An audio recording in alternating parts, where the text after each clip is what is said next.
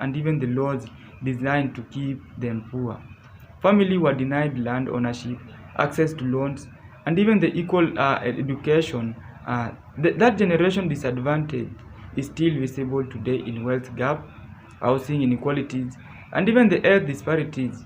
Reparations are seen as the way to close that historical debt that was happening in the 1860s and even up to today, because the black people are actually facing this reparation through the systematic racism, police brutality, inequalities of opportunities amongst the black people and the white people.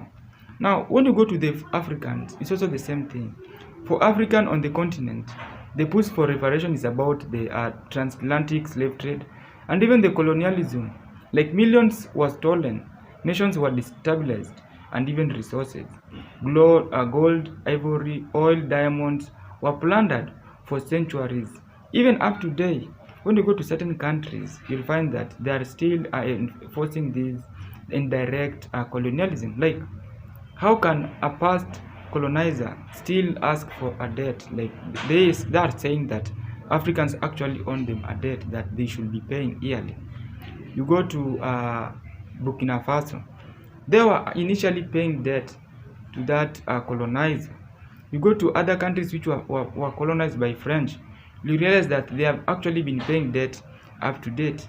Now, apart from even that, there is a lot of slavery. There's a lot of things which were also done to the black people that we recently don't talk about them, but they're always seen of apart from the main media.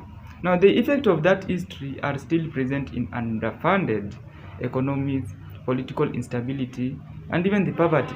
Like African nations argue that reparations are necessary for fair development and reinstitution.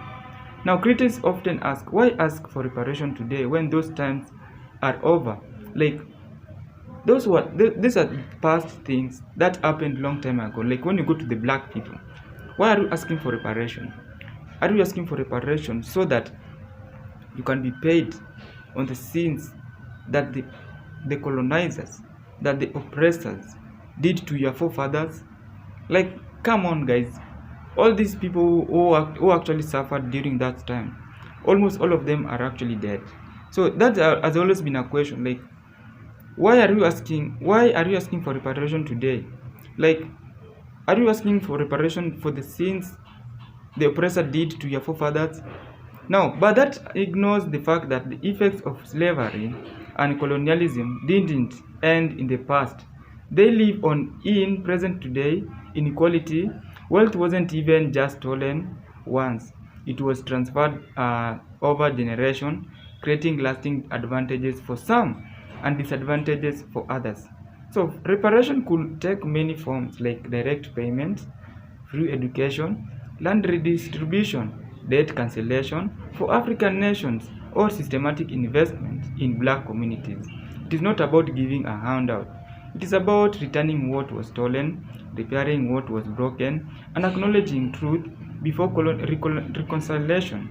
And its core, reparation are about accountability. You cannot build a house on a stolen brick and then pretend the owners never existed.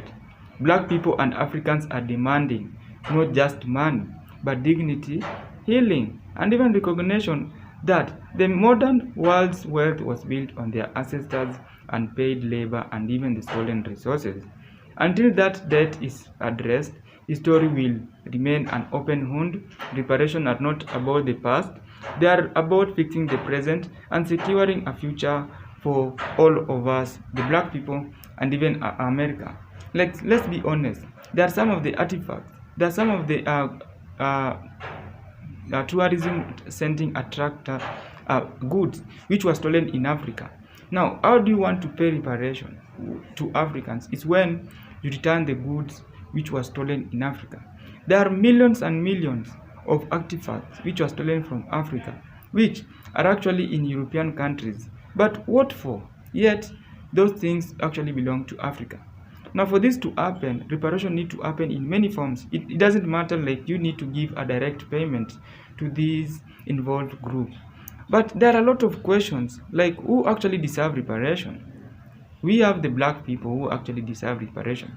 But who who and who, because there are millions of us, and that makes the government to be unable to pay for reparation. But sometimes that we may be sincerely honest that they are not willing to pay reparation because they see there are a lot of gaps for the black people to be paid reparation. Otherwise, are you being honest here? Like, everybody actually deserves reparation. See you in another episode. My name is Wakakres.